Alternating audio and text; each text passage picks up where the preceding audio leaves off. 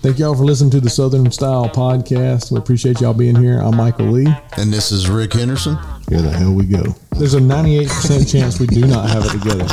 Kind of like tornadoes hitting trailer park. There's a 98% chance that's happening. That's a Southern thing, guys. The Southern is cornbread and biscuits. Kyrgyzstan, like, the places that you kind of Can you essentially... spell that? Absolutely not. I didn't think so. Don't forget, we're from the South. What? cut off the chicken tongue, Could you man. imagine walking you in here and have a damn 8-foot chicken in the corner? I was thinking about putting him in the front yard. This train wreck of a saga. Yes. Hello from South Georgia. Welcome to Rick's Body Shop, Bait Shop, Emporium. fender repair, windshield repair, door repair, auto restoration, insurance claim estimation. I can't think of anything else you do here but Obviously, sponsored by Rick's Body Shop. Rick's Body Shop. If you haven't got that so far. Anyway, that's all we got. See y'all next week. That's all we can talk about. Anyway, Southern Style Podcast, episode 13. 13? Oh, I don't like number 13. Yeah, this is an unlucky podcast. You know, there's a lot of people that they're not superstitious and they like ball players like, oh, I'm number 13. What's the deal with 13 though? Give me some Friday the history. 13th. That's Have it. you ever Friday, heard of, I mean, that's one thing. Of course, I grew up with Friday the 13th. Didn't bother me. Did you that wear a bad. hockey mask around the house? Ah, yeah. When I was a kid, yeah, sure. You had your beard then too, didn't you? You've been growing that since you were 13. Yeah, it was about half this length. And I had he was just a yearling. remember the glove that you could put on that had the Freddy claws on it too? Do you have one of those? Dude, I had 5 older brothers. Dude, I was traumatized from Friday 13th and Nightmare on Elm Street. I thought you were going to say you had your Michael Jackson glove on. I didn't know. Oh, well. You thought did that. I'm going to go ahead and tell you right now, I love some Michael Jackson. Bruce Springsteen and Michael Jackson. Don't say that in prison. Either one. No, I'm not going to say that when I go to bad. prison. Yeah, it's going to be bad. I like Michael Jackson. You going to eat your cornbread? The original Jackson. He like Little Michael. That's even more weird. I don't know. I digress. Well, it's getting cool in the South. I actually got in my truck this morning. I was like, oh, it's not hot. Yeah. It wasn't cold, but it was not hot. It's not cold, but when you're in the South like this and you get that little bit of a drop down, we call it fake fall. Fake fall. You get up in the morning, you go out, oh man, it feels so nice out here. And then 2 hours later, you're like, I hate the South. we were down in Destin yesterday and we got up and it was like pretty good. Somebody forgot to turn their... It was not me. It must be Rick's Body Shop and Emporium line going crazy sorry, always people. on a Monday. Sorry, people. That's just the sound of money. There's Jason for anybody that wants to see what Jason looks like. He's blurred out, but that's Jason there answering the phone and turning he it down finally showed up about noon today. Yeah, he was a little bit slow. He was too busy mixing them wicked beats all weekend. He got tired. Wiki. DJ Jason. Oh, where was that? Destin this weekend is hotter than Hades. It felt good. Oh, it was a great temperature in the morning, and then literally 30 minutes to an hour, and it was just blistering hot, like crazy. That's funny because, like, you think about it, I'm jealous of the North because they have really good weather. Yeah. All right. I know in the winter they freeze bad, like it's cold, right? Yeah. And even to them, when they get really cold, we would die. I just throw that out there. It's different, but we can handle the 100 and they die. So it's a trade off. Yeah. But this time of the year, the North is well, I know it's kind of been warm in a lot of places, but it's usually very, very nice. Yeah. Like when you start getting 40s, 50s for lows and then 70s for highs and stuff That's like that. a beautiful day. To me, that's like the perfect weather. It is. You can do some water sports. You can do some hunting. You got kind of the best of both worlds there. And well, for me in the South anyway, it's a little bit too cold for water. You know what I mean? Like it's a little chilly. Yeah. But I mean, I get it. If you're from the North, that's probably that's perfect. You know? Oh yeah, they're all out and about. But with that being said, I'm jealous because I like cold. I like cold weather within reason, but I really like cool weather all the time. Yeah. And even like, so some of my friends that like live up in like Michigan, even in the summer in Michigan at night, it gets very nice. Down here, we're still sweating. Yeah. We got air conditioner that does not stop 24/7, sweating balls everywhere. And up there, they get a break. Yeah. In the daytime, it might be 90 degrees or whatever. And I'm not saying it doesn't get hot in the North because I know it does. But down here, we have 2 seasons, summer and not summer. And there's not much not summer. Exactly. Today, right now, you go outside, it's creeping back to summer. Yeah. I think like at nighttime, the humidity is when it's at its worst. I feel like, because the temperature might drop down just a little bit, but it's just real muggy. There's just no air movement. It's just nasty. There's no air movement. You just sit outside and you sweat. Yeah. Because I mean, in the summertime, even this time of the year, like we want to go outside and have like little campfires, by the fire pit and chill out and have a beverage and relax. But you go out there and you start it and you're like, dang, it's hot. No, and you got to stand like 50 feet away from the fire to just look at it. Just no purpose whatsoever, just to burn something and look at it. You put like one log on there and go, yeah, that looks good. Like ours, we just burn in like feed sacks and trash at the camp just to have a fire. We don't. We got firewood stacked head high over there, but no, not yet. So maybe by November we'll be all right. But it started to drop down a little bit and feeling pretty good. We're getting that mid. So what's the transition from not summer to summer? Are we in not summer? We're in fake fall. Fake fall. Yeah, we're in fake fall, and then we're gonna have tease winter. Tease winter, and then it's gonna be back to summer again. Wow, we got the seasons figured out. I mean, we don't have fall, summer, winter, spring here. It's summer, not summer, fake fall, and tease. Well, I do like fake fall. It makes my neck swell, and deer season's here amongst us. We've been doing a little bit of hunting and heading up to Wisconsin Thursday, and it's going to be We're going to be cold. A cheesehead. Cheesehead. I like to be a cheesehead for a weekend or so and kill a big buck. Yeah, that's what we shoot some good big. I mean, for y'all that listen to this and watch this and don't know that we hunt, then surprise. I mean, we're rednecks from the South. We like to shoot deer. I know. Oh, Bambi. Bambi was a fictional character, and it was also a male deer. So he turned into one that goes on the wall.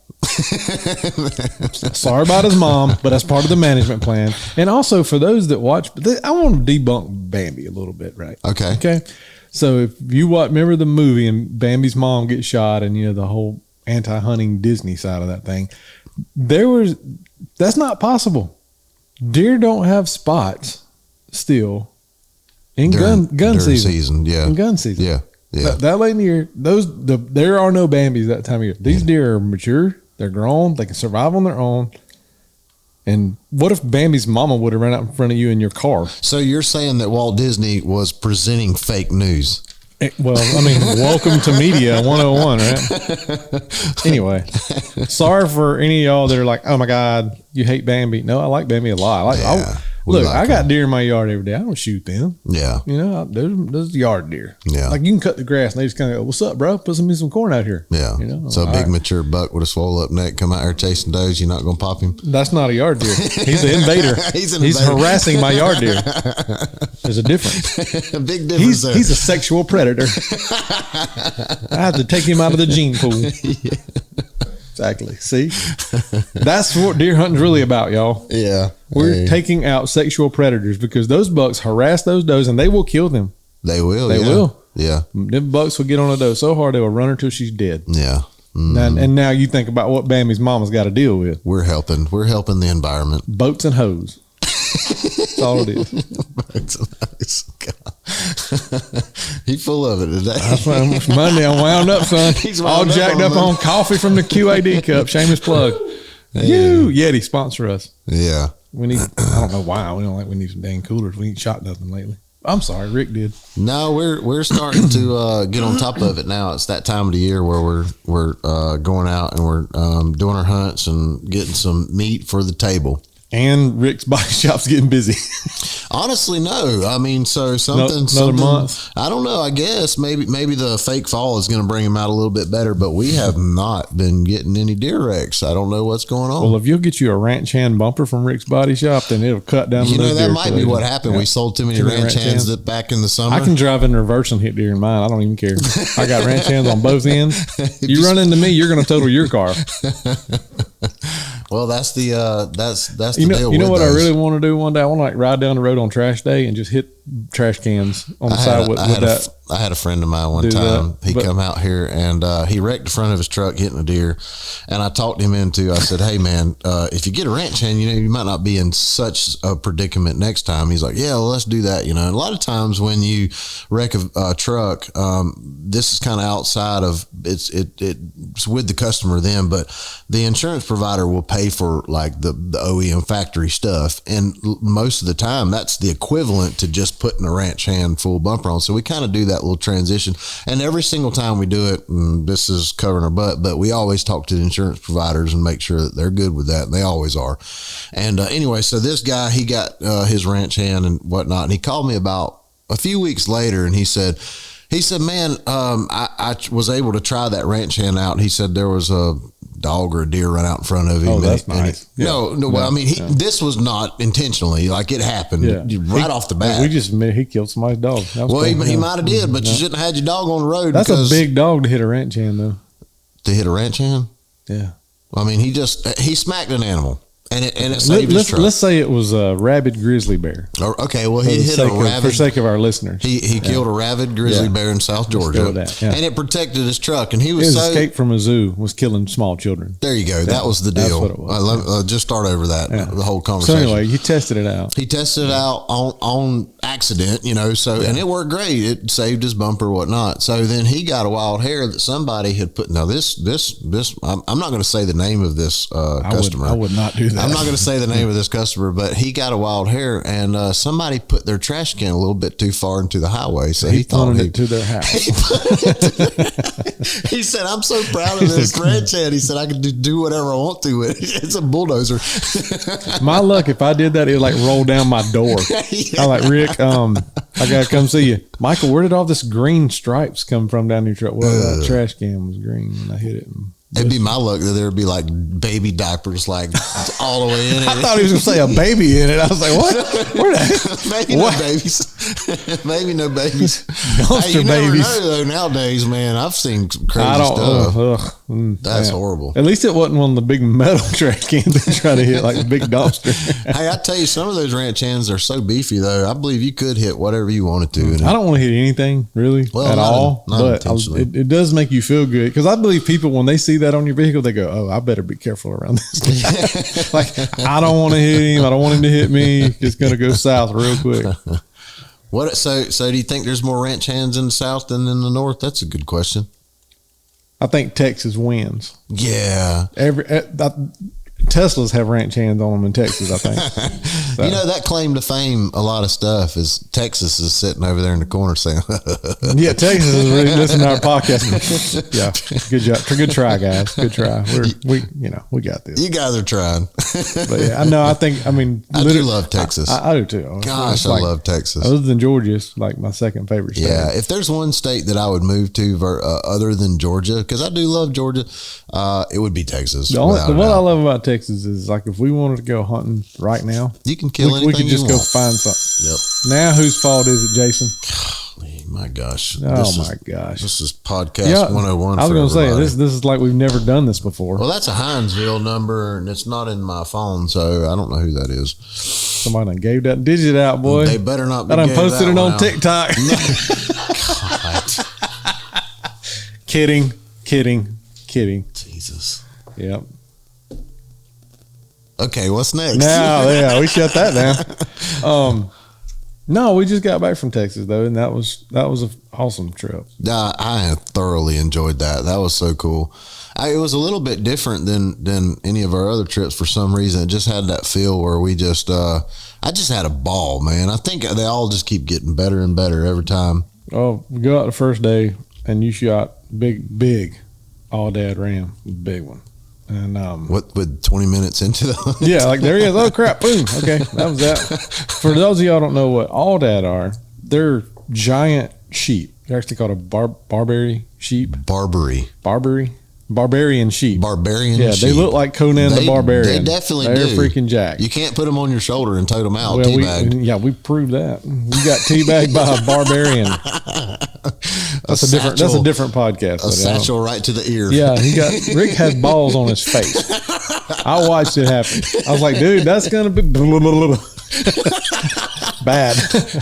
I just stood back and be like, hey, you're on your own, buddy. And so Matt, the outfitter, the friend of ours that runs the outfit there, he was like, man, I don't know, maybe like 250 for his weight. And I'm like, oh, well, I could do 250. Like, yeah, I mean, he's small, small animal. I mean, he looks. Rick, you ain't good as you once was. No, I'm in a George Strait situation there where I ain't what I used to be. But that's Toby Keith, but it's okay. Oh, I'm sorry. Yeah, well, it's all right. That's why I was referencing there. But anyways, 250, and I'm like, oh, I got this, man. Throw it. Hey, y'all help me get it on my shoulders. Even if it was 250, you didn't do it. No, I could have done 250. Oh, okay. I could have done 250. We're gonna try that on the next deer. Yeah, we'll baby step up back to that all dad one day. that all dad was not 250. Need 250 on the front end. Yeah, just on the front end. Because man, when I got that on my shoulder, I was like, no. He put that thing up on his. We picked it up, put it on Rick's shoulders, and he had them old canyon oysters right there in his mouth. Just, I was like, dude, you're nasty, Rick. Well, we got the big ram out the way right off the bat, and we were hearing elk bugle everywhere around us. I said, Matt. Well, we sat there that evening trying to shoot all that. I did after you shot yours, and I was like, man, Matt, I'm gonna call an audible for in the morning. Yeah. Said, what you thinking? I was like, them elk are screaming in that next canyon over there. I want to go. Yeah, they were giving it the devil too. That was fun. Yeah. That was one of the coolest things I've done. And I've been on a lot of elk hunts and been chasing elk for a long time. and elk are something that you got to have a really good place to go. You got to be with people that know what to do. I mean, it's a whole different. You got to know where they are and where they go. Where they are, where they're going, and then how to talk to them and different things of that nature. But that was the first time that I had been elk hunting that was actually super successful. And not when I say an elk hunt being successful, that doesn't mean that we actually made a kill. And a successful elk hunt is getting on the elk, they're bugling, and you're having a fun time chasing them, seeing them. That's a successful elk hunt. A phenomenal elk hunt is when you do that and you actually get one on the dirt. That's right. And the thing with it was, we didn't call at all. But we didn't have to because they were doing enough calling. We could move around on them and know, hey, let's get right here. Yeah. Let's get to that tree. Let's get to those trees. And we kept going. It's kind of like turkey hunting, and I've seen people do this with turkey hunting. The turkeys are just screaming at the top of their lungs. Just getting in the ball game all day long. And then I see people like calling. Like, you shouldn't even really have to call. I mean, you could do a little purrs and this and that, maybe some decoying or something to kind of add some flavor, but you really don't have to call to a turkey that's gobbling all day long, nonstop. Then how you gonna get him to come to you? Decoys and little soft stuff. What if you're in the woods? No, I'm talking about people that are every 5 minutes. I mean, he's like, what the crap's going on here? Like, that's just throwing. He's like, she's hot. Yeah. And chances are, especially in the South, that he's probably already got 20 hens wrapped around him anyways. Man, them South Texas turkeys, they come to the call and die. Yeah.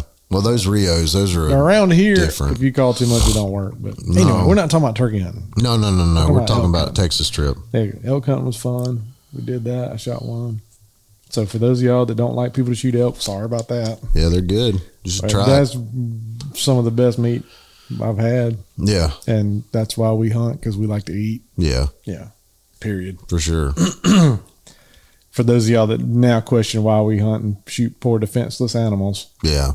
We like to eat them. Yeah. Better than your steroid chicken from Winn-Dixie. That you have no idea where it came from. I watched this thing. On Netflix, changing the subject of food. There's something out I'm going to watch. I marked it yesterday as my favorite.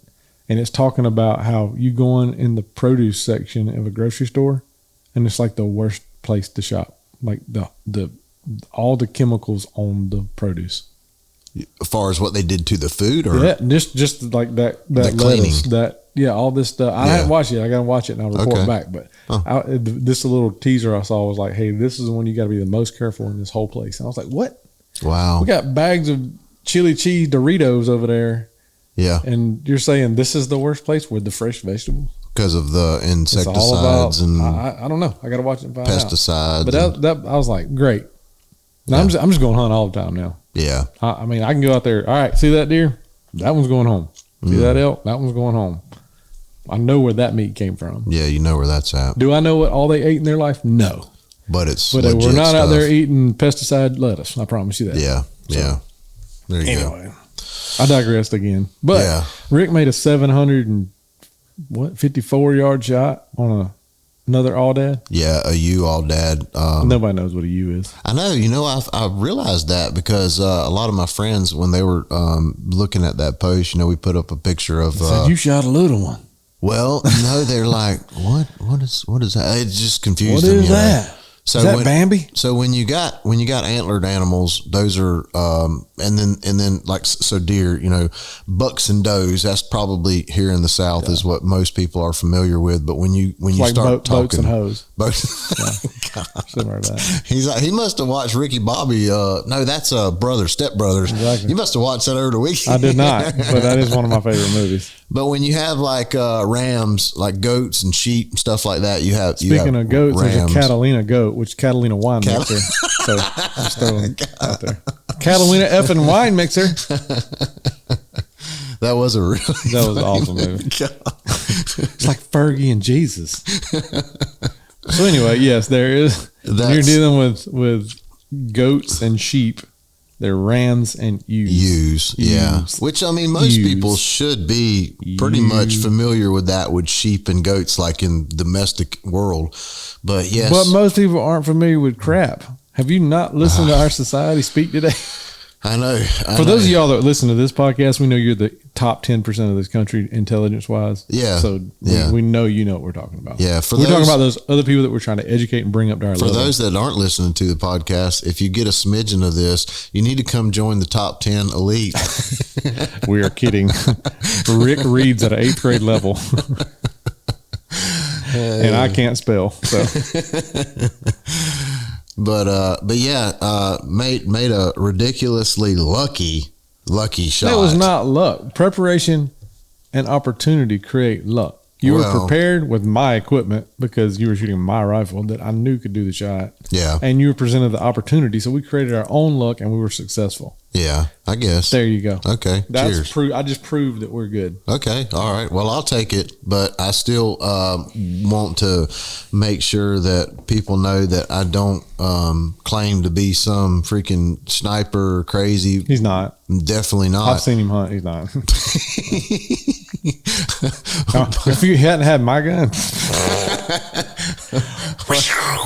Well, I definitely don't have a rifle that's capable of pulling that off. So definitely had a lot to do with the gun for sure. But an amazing gun, McWhorter rifles, custom made. It's not going to get us anywhere to plug now. So just forget that. It's a good gun. I got a good gun. Because I really want Michael's gun. He won't sell it to me, so I will sell it to you. $40,000. Good God! I told you that the other day. Jeez, I'm gonna sell this podcast and buy it.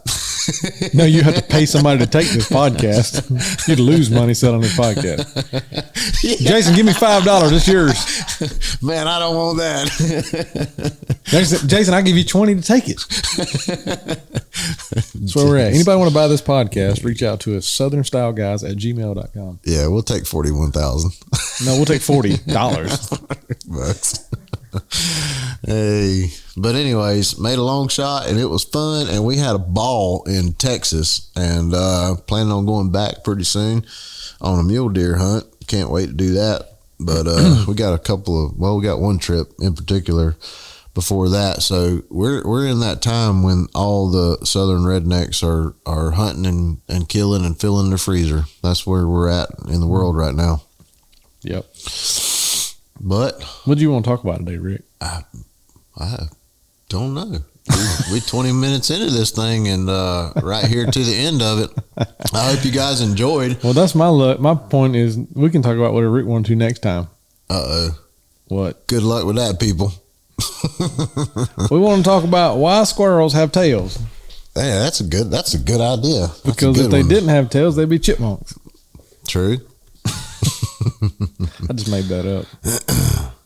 Well, that kind of concludes this episode. We're about That's 23 minutes into this thing. The title of this episode is Rick had balls on his face. Teabagged. Yep. Rick got teabagged by a ram. There you go. All right, guys. Y'all sleep with that picture tonight. Peace. Thank y'all for listening. Please tune in to the rest of this train wreck of a saga. Yes. I roll for you. Not in that way.